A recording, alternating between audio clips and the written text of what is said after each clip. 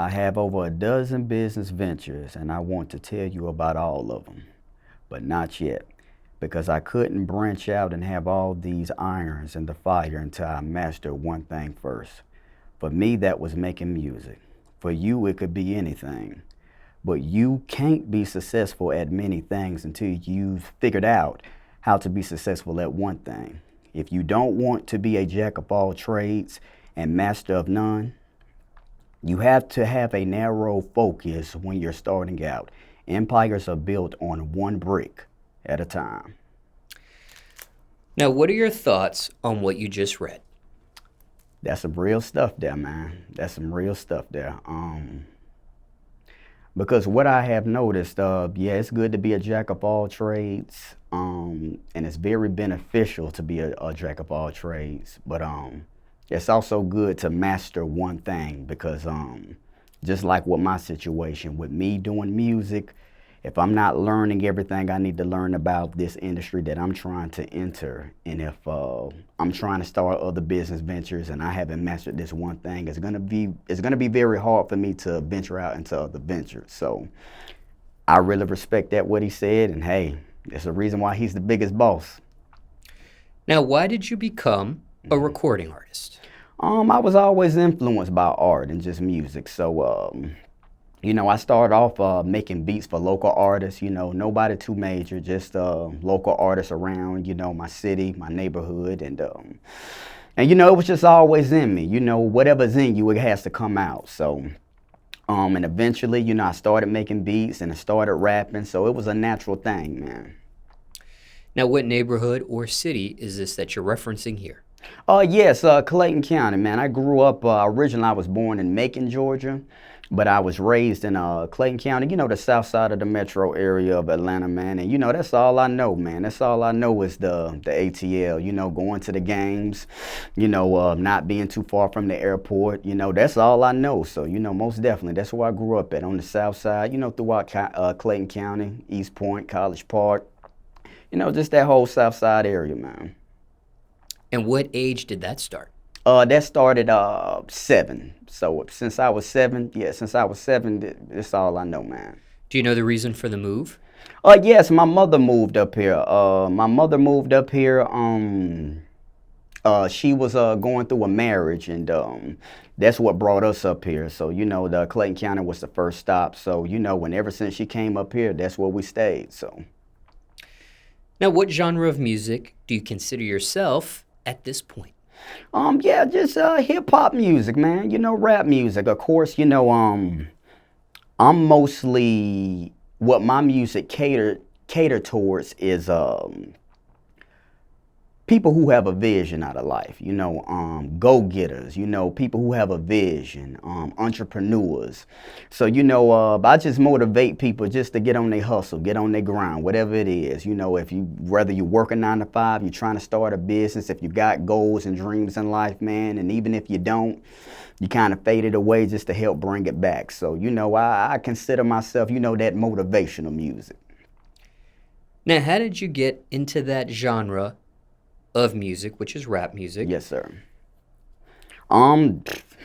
That's what I grew up on, man. So, I say, being a young African American male, that's just naturally in a lot of us DNA. So, that's, your friends are listening to it, you're constantly listening to it, you're constantly seeing it. It's more so of a culture thing. So it's not, I don't consider myself, I got into it. It was just something that was always in me. It's just something that's in me. It's part of the culture.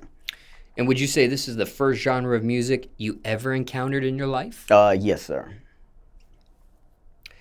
Now, how did you learn how to rap? What was that learning process like for you personally? Well, yeah, I wrote my first rap, I want to say when I was like 10 years old, man. So, around 10. So it's just, just putting little words together, man. It's just rhyming little words. And, I think with a lot of rappers, we can start off playing at first. But then, as you continuously to do something, you start realizing how better you're getting at it. And your peer group when you're doing it in front of them and when you're seeing their reaction from it, it kind of motivates you to just keep going. So, yeah, I mean, that's really how I started, just piecing little words together, man. Now, for clarification, would you say you were self-taught, or did anyone teach you how to rap? Oh, yeah, most definitely self-taught, man. Did you ever take music classes in school of any sort? Yes, man. Believe it or not, man, when I was in middle school, you wouldn't guess what I started off doing, man. I started off playing the violin. I was in orchestra. And, it was a good experience, man. It was a real good experience because, through that experience, I noticed that whatever was in my head, I can just like kind of figure out the tunes of it. So whenever you're able to do something like that, and then from there I went to the piano, and just doing things like that, what happened is you start recognizing you have a gift. Whatever's in your head, you can kind of create it. And it was just a natural gift, man. And that's how I started off making beats, man. Whatever I heard, or if a person can make something, like a beat or something with their mouth, I can create it. When it came to the piano, was that something you were in class for or had a tutor for? It started off, my mother taught me, man. My mother, I say my mother, how old was I? I say I was around about 8, 9-ish, about 10. Yeah, around that time there, before I entered those teenage years. The first thing she taught me how to play was Mary Had a Little Lamb. And once she taught me how to play that, man, and I just kind of started adding my own little thing to it, I'm like, man, this is easy. It just came natural. Now, my mother, she had a tutor for it. And so she would just teach me how to play little tunes. And once I did that, man, it just blossomed. As I got into teenage years, bruh, it just blossomed into, just beats. So you had music classes in school. Yes, sir. Your mother taught you how to play the piano. Yes, sir. Did you have any other vocal coaches, private lessons, so on and so forth, in regards to music during your upbringing? No, sir. No, sir. It was just a natural thing like that. And of course, I have I have another family member, and I have another cousin who he's a producer. Now he's awesome. His level is way beyond mine. He really brought the software to me, and so when he brought the software to me, I brought the structure. We just both bloomed, man. And so but most definitely he took off with it, man. Care to share his stage name? Oh yeah, he is Brilliant Mac, man. Shouts out to Brilliant Mac. Cousin on your mother's side or father's side? Yeah, my mother's side. And older in age than you? Yeah, he's around my age. He's 1.5, I think about 2 years younger than me.